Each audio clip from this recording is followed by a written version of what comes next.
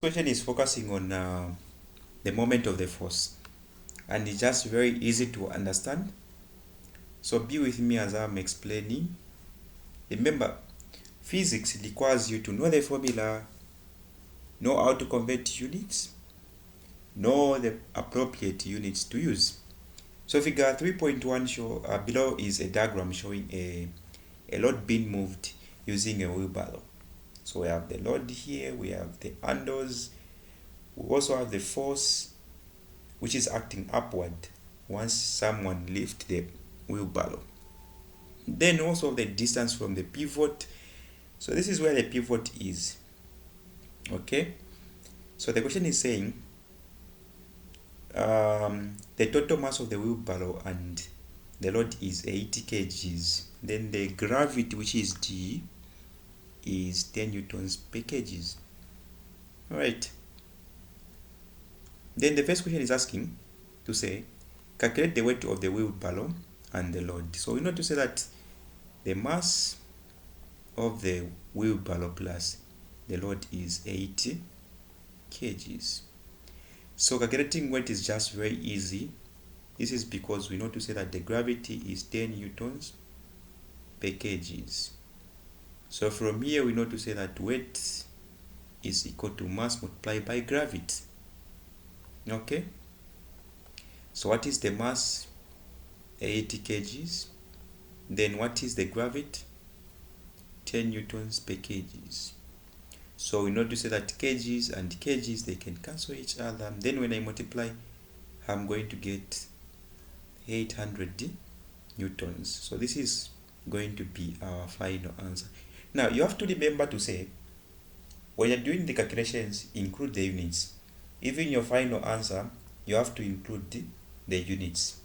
If you don't include the unit, they are not going to mark you, meaning to say they won't award you any mark. So you have to take note of that.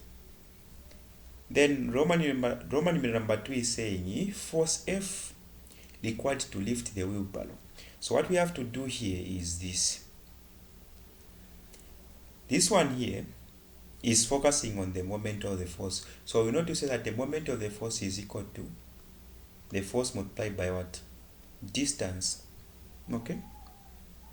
So we have two things here. We have the weight, which is W, which is acting on this part here, and this weight we have calculated the weight, which is 800 newtons. We have found that.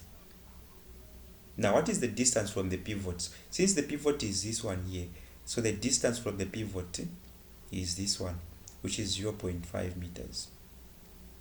We also have another force, which is F, the one that we are looking for, which is here.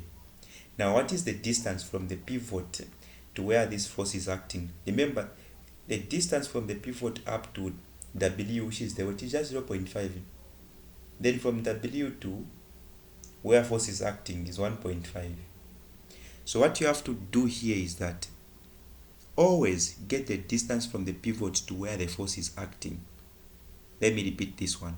Always get the distance from the pivot to where the force is acting. So this is where the pivot is, up to where the force is acting, which is F. So what distance is this one? So we have to add 0.5 plus 1.5. Then what are we going to get? So force is going to be equal to 2.0 meters. So that's a distance where F is acting. Now remember to say clockwise moment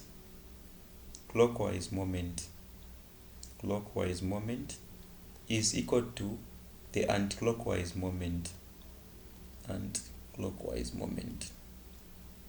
That is one thing that you have to know here. So meaning to say, this is going to be moment, even this one is going to be moment. Now what is going to differentiate these two?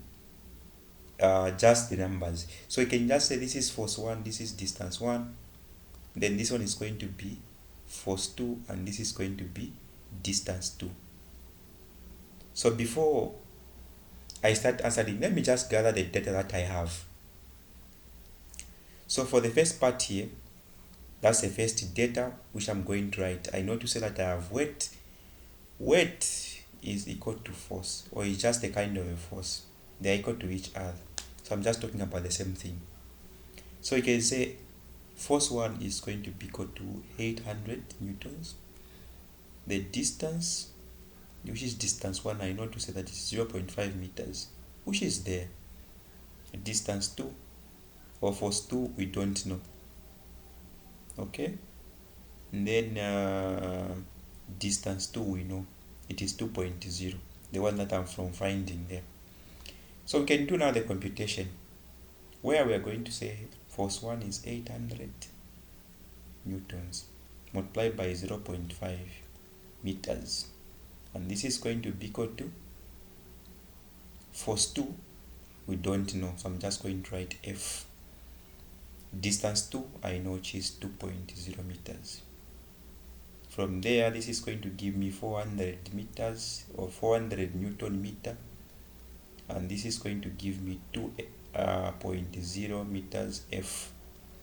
When I divide by 2 throughout, F is going to be equal to 200.0. Remember, this is force. Meter and meter, they are going to cancel each other, so it's going to be 200 newtons. So force is equal to 200 newtons. So this is how you're supposed to calculate this one. Now we have question B, which is saying state whether force F would increase or reduce when the handles of the wheelbarrow are made longer. So let's do an experiment before I conclude, so that you also help me what is going to happen there. So what this question is saying is this: is force going to increase if we increase the handles, or it is not going to increase? So we need to see that here on this side here we have 400. So let me just take it the way it is, 400 Newton meter, and this is going to be equal to, let's say for example, we increase the length from 2, let me just say, to 5 meters. Then we're looking for F. What is going to be F? So let me divide. So 400 divided by 5. Actually, I'm going to get 8 newtons. So meaning to say, when we increase, or when the handles are increased, the force is also going to do what? Is going to reduce. Let's hope you have gotten that one. Another example, this is 2. Let's take the distance from the pivot to be, let's say, 1.5 or 1.2.